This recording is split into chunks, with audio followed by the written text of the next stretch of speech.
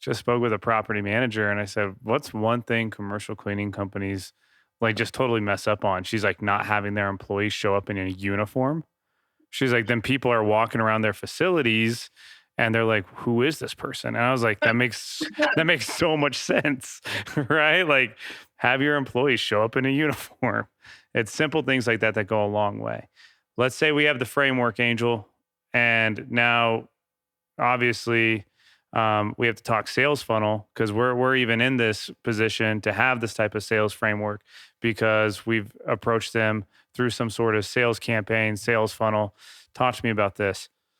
Yeah, so now the next step, now you know that framework, right? So you know, okay, they've thought about it, it's in their head. Those are technically usually are inbound leads or people that are doing a walkthrough. They're usually already as a buyer, right? They're considering, they're evaluating. So I'm gonna show you guys a funnel here, and I'm gonna share my screen here, James, and ignore my drawing skills because they 100% are the worst drawing skills you'll see. So just let's let that.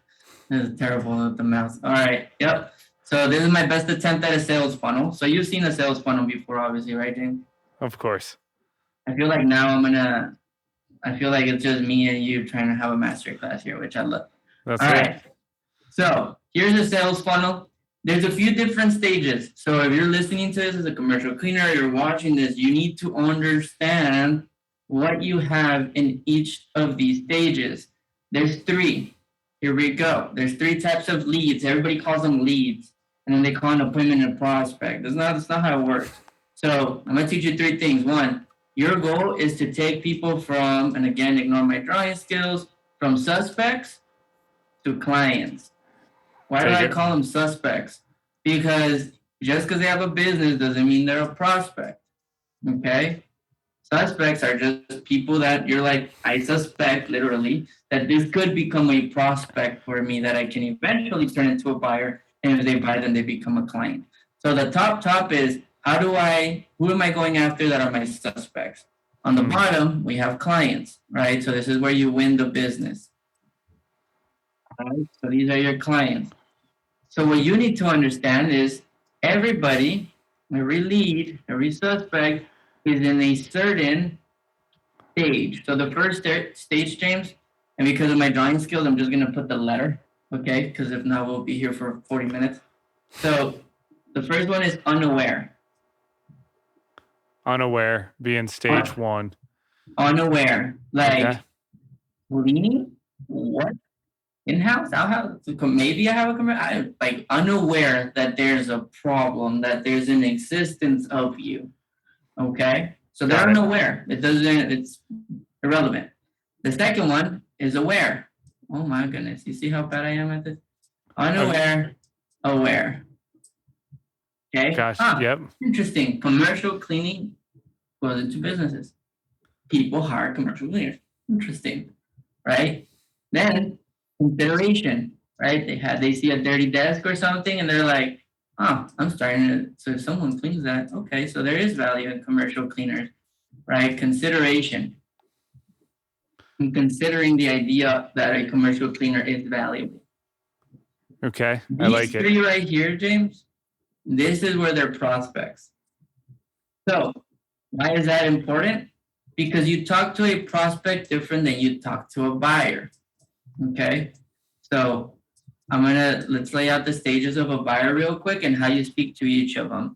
So after that, they do evaluation. So after consideration, now they start evaluating you. They start evaluating the idea of having one. Okay, how much would it cost? What would it look like? What would be the improvements of it? Right? Evaluation. Okay. And then decision. Let's move forward. Decision. Got it. Decision. And once they make a decision, of course, they either become a client or they don't. Ideally, you do want to make them through that. So these is like your buyers. The bottom two. Here's the issue that we run into. Every commercial cleaner, that's why this is important. I'm glad we're doing this. Thinks that everybody's a buyer. Everybody's evaluating a cleaner. Everybody's ready to make a decision and move forward. Nope. So if you go there and you start talking return on investment and things like that, they don't care. because they're not in here. So how do you speak to each of them? Is with a prospect, you're talking about problems and you're talking education. Don't talk, this is who we work with and they're super happy, because they don't care. They're not evaluating it. So it doesn't matter. You need to educate them. So if part of your email campaigns or if your website is not educating somebody on the benefits of commercial cleaner, like for example, you're bound to lose about 8% productivity if you have high dust, right? If you have a lot of dust, you will lose close to 8% productivity for your employees. That's education. That's education. Love it. Right? Problems, everybody being in a closed room, one person gets sick and it's not disinfected properly. Now we're talking different problem. There's a loss of 11% in sales when there's a dirty restroom. Let's be honest. How many times have you gone to a business, there's no toilet paper or it's dirty and you absolutely want to get out of the business?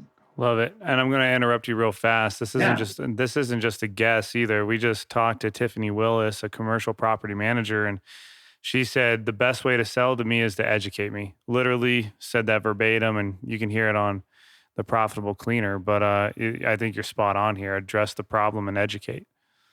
exactly. Because she's not ready to be sold to, right? No one wants to be sold to. She wants to buy. So you educate me.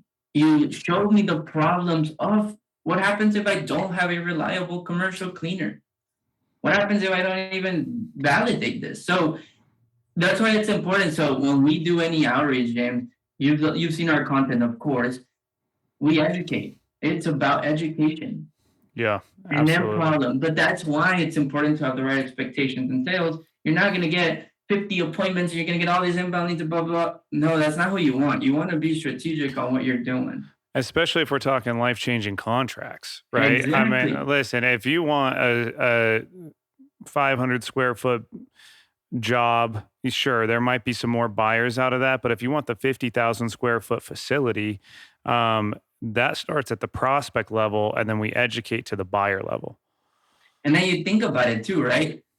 The people that just go for those small deals or they just want a price right now, get started right now, you almost want to be a little careful because you're like, wait, have they gone through this value ladder? Because as a client that I'm about to get, do they actually understand the problem? Are they actually educated and do they value commercial cleaners? Because if they didn't go through this, I'm probably just landed one of those headache accounts that are gonna try to end up cheapening out at the end or wanting to charge less or wanting more work for free. So you almost this funnel you can use for everything, strategic partnerships or clients. But if you're a prospect, problems and education, once they're in the buyer standpoint, once you send a proposal because they've invited you to send a proposal, don't just send a proposal. This is when they are looking for ROI.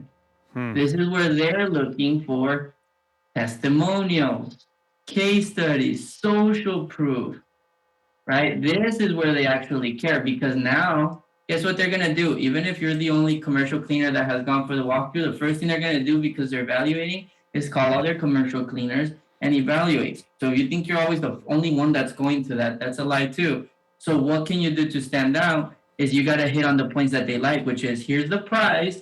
But by the way, here's the return on investment that you can expect. Here's a social proof of a testimonial, and here's someone that's 12 miles away from you. If you want to stop by and check out their location, I don't know why commercial cleaners don't do that. You understand? You literally have like a almost like a showroom, Yeah, right? So like you could literally go and be like, "Hey, here's two addresses. Stop by, and you'll be able to see my work." I And love literally, that. they go in there, they see a clean office, a happy environment. Stop by from the outside. That's a different story, right? But the point is, this is why it's important to understand the business. If I'm What selling to a dealership, what's the return on investment? The cleaner the place, the more they use the restroom, the more they come to the events, the cleaner it is, the more they can sell 2 or 3 more cars a month. You sell 2 or 3 more cars a month, this commercial cleaner paid itself. So you're not getting the commercial cleaner just to keep clean. You're paying the commercial cleaner so that your salespeople get excited to work for this dealership.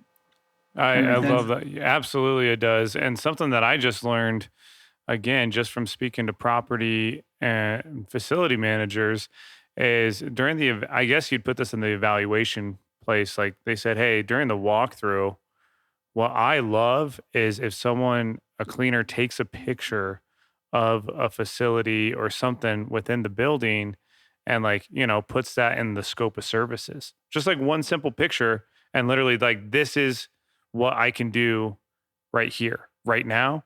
And you're relating it not just giving the social proof of other businesses in the area you work with, you're literally giving them a plan, education on their facility. And I was like, oh, that's really helpful. Why doesn't every cleaner take a picture of that common area and be like, this is how we would attack it?